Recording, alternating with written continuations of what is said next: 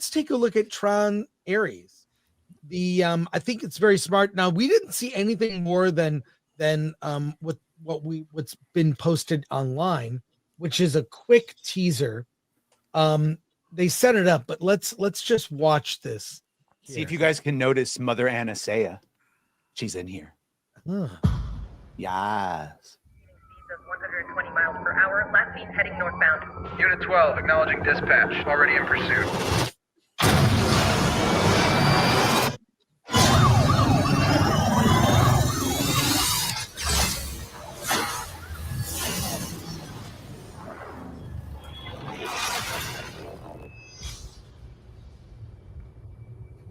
I'm looking for something. Something I do not understand.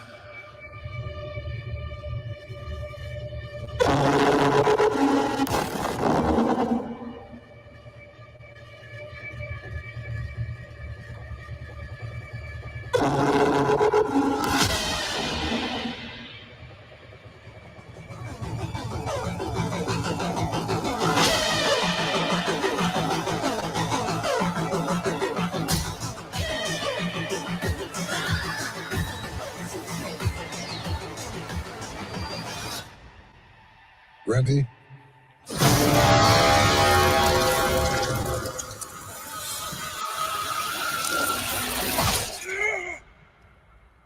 Because there's no going back.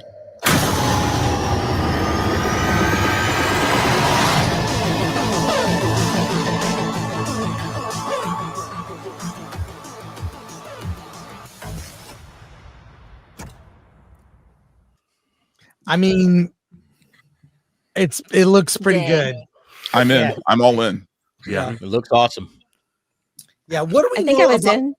What do we know about the story? It's kind of part of the script that Joseph Kosinski had to jettison for budget reasons. It's what he wanted to do originally, which is. But I think at the end of Tron Legacy, they were kind of leaning towards this happening in this movie anyway. So I mean, it was just from the way it ended. It's kind of like it's kind of inevitable. We ended up here. Yeah, that was his intention to. Joseph Kosinski originally said in an interview that it was to be the Empire Strikes Back of Tron, that it was to be the inversion of the previous entries of while the physical, the users were coming to the digital space were now flipped and invading into the real world. So worlds colliding. So that was an element that was already there. And the character of Ares, played by Jared Leto, that was from that original story treatment. I'm in. I mean, I spent, a year of my life making a documentary on the making of Tron. So it's, I'm looking. You should be very guarded then, because this is a Disney project. When we ended Legacy, Sam had left. He had full control of the grid, including the master disc. Gore was out. This is clearly some revisionist prequel stuff because they couldn't escape the grid without that disc, which they stopped Clue from getting, and then Clue reintegrated with Kevin. So I'll be very interested to see how they do this. Well, yes, that was Mother Anastasia being digitized. No Garrett Hedlund scares me. I'll tell you, I didn't like Tron Legacy very much because I thought it was a mistake to wall off. The whole thing about Tron was it was sort of a precursor to the whole internet. And with Tron Legacy, they didn't want to deal with our entire civilization, so they created this walled off the grid thing, which I thought, why not lean into what happened in the intervening years from 82 to, the end of the aughts, the 2000s, and it didn't really deal with how the internet transformed our culture, which I thought was kind of a mistake. I mean, I think they're going to bring back the MCP. I think they're bringing Dillinger back. We have Julian Dillinger played by Evan Peters, and he was in the trailer. And we see that's his grid that we see, I'm sure. It's and not we know that Killian anymore. They recast him. I don't know. We just know that he's a Dillinger, and I don't know what the time span is. They haven't said that, but so that's unclear of how much time has actually gone by. I don't think they could get Cillian Murphy. Yeah, I like the Zax in the chat. Jared Leto is a huge box office draw. Totally going to bring everyone in for this one. Yeah. Well, but ultimately, it's the writers and directors. I mean, it's like he's an actor and he's just doing his job. But he's actually been a huge proponent for getting this film made. Yeah, he's a huge fan. He got of it Tron. made. Yeah, so I mean, my one requirement is we need to see Tron return, and I think it could be so huge and epic of a moment for them to seem like they're losing, for Dillinger's grid just releasing utter chaos into the real world because even before the MCP was wreaking havoc and getting out of Edward Dillinger's control. He was getting into the Kremlin and the Pentagon. And you said something about Garrett Hedlund. You told me earlier. Do you think possibly he's returning based on haircuts? He's teased it. He did an interview with Collider a few months ago, and he said, "Who knows? Maybe it's not the last time we've seen of Sam and Cora." Yeah. Real quick, Alan has video from the presentation at CinemaCon. This is Jared Leto and Jeff Bridges. Alan, if you play it, crank the audio. Audio is no audio. Okay. Well, it's very faint. Audio It's very faint. Yeah. Okay. Are there captions? No, this is Windows Media Player. You can't hear it. No, we can't hear it. He's asking what it's like to return to the grid, and Jeff is going to say, "Do you have Real Player?" Yeah, Do you have it uploaded by? It's nice to be paid. I just hope this means we get Tron and Tron Legacy in 4K. So my question is, in Legacy. So my question is Bruce Boxleitner still alive? Is he still? Yes, he's still alive, and I hope he returns because he looks good. As I was saying on Nerd Cookie's channel the other day in the chat, it's like we have a series called Tron, but the main character is not Tron. Right. I'm sure, Rob, you have the Laserdisc Tron. That's the big white box. The big one still have it. Oh, here we go. Great, Alan. Yeah, got it. Okay.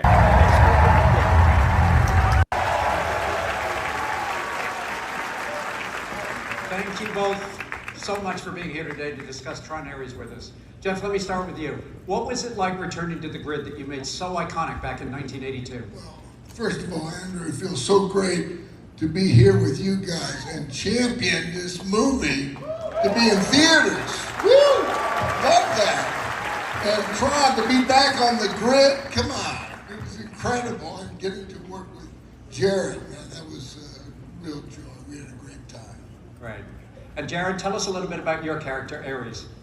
Well, first off, as a kid, I was obsessed with Tron. It was the 80s, the future felt like it was just around the corner, and Tron had everything that I wanted from a movie. It had action, adventure, spandex, lots of spandex. It took me to a world that I had never seen before, and I couldn't get enough. It also introduced me to one of my absolute favorite actors in the entire world, Mr. Jeff Bridges, right here.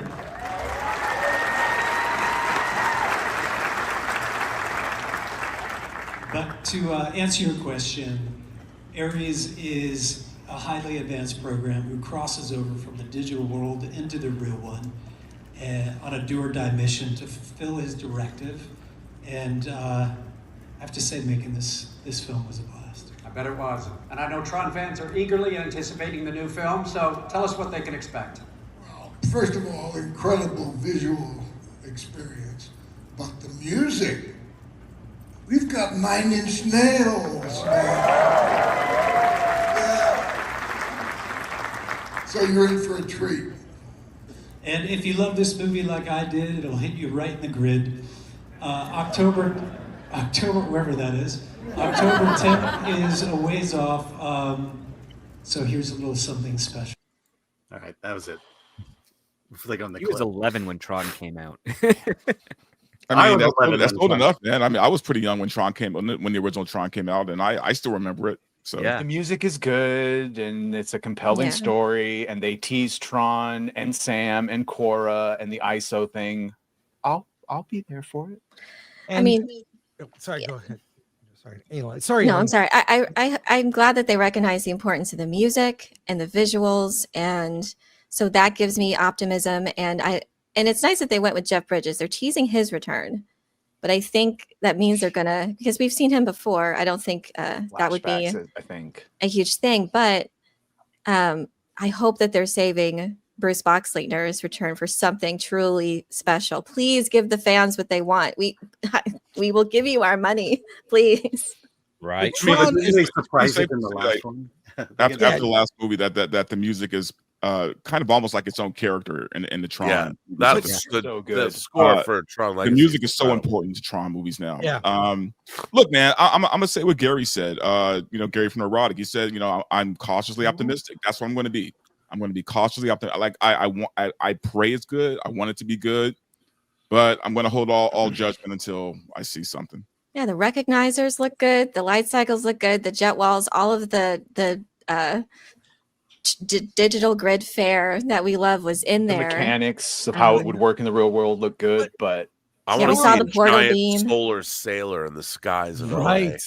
That recognizer looks so cool going It through the looks city so cool. streets. I mean, It's that Tron was off grid, man. Like that's what it is. The Yeah. MCP with the stretched face. But what I loved when Tron was truly ahead of its time, not just with technology, but with ideas, because not everyone understood computers. I was fortunate. My father worked at a car company. He worked in the computer department. This was when computers were entire rooms with punch cards, which he would bring home for me to draw on and color on. But he understood all the terms, like what a byte was and what RAM was, and what he explained to me the terms that were used in the movie. So I understood them. My father loved Tron, but it was so ahead of its time. It was a bomb when it came out originally in the 80s. Now it's Disney, become a cult classic. at the time, Disney couldn't get theaters. Their live action, they didn't have a live action. It was all re-releases of the Herbie movies, or Treasure from Matacumbe, or Island at the Top of the World, or something. And what was interesting at the time, they were trying to, and it was the summer of '82, which was the great summer for science fiction, fantasy, and horror. Great. And they just couldn't get the amount of theaters they needed to make it a hit. But if you go back and you look at Tron, the original, no other movie ever made looks like Tron. The digital world, I mean, it's really, especially if you see it in a theater, they made 70 millimeter prints of it, and there's actually the 70 millimeter versions have a not a crawl, but a paragraph in the beginning explaining the digital world, and it's a striking movie to watch in the theater. They should re-release it.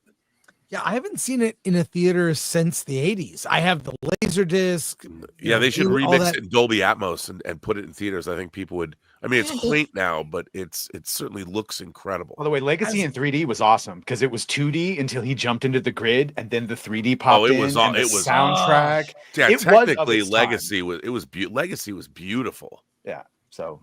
Clearly, they're just going to have that moment where Clue did have the command disc. That's where Ares goes through, and it's going to be a self-contained. And dear God, just give me Cora and Sam. Yeah, I think we're getting. Well, this is my theory. I don't know, but there is this image floating around of Jeff Bridges. This was from footage shown at D23 that's not in this trailer, and there's an image of Jeff Bridges on a very different looking grid. It's like purplish white light. I posted it on Twitter. So if you want to see it there. So I think we're going to see multiple grids, and I think we'll see Sam's own digital space with that will foster the return of Kevin Flynn as this digital entity, and hopefully Tron and maybe Clue. I don't know.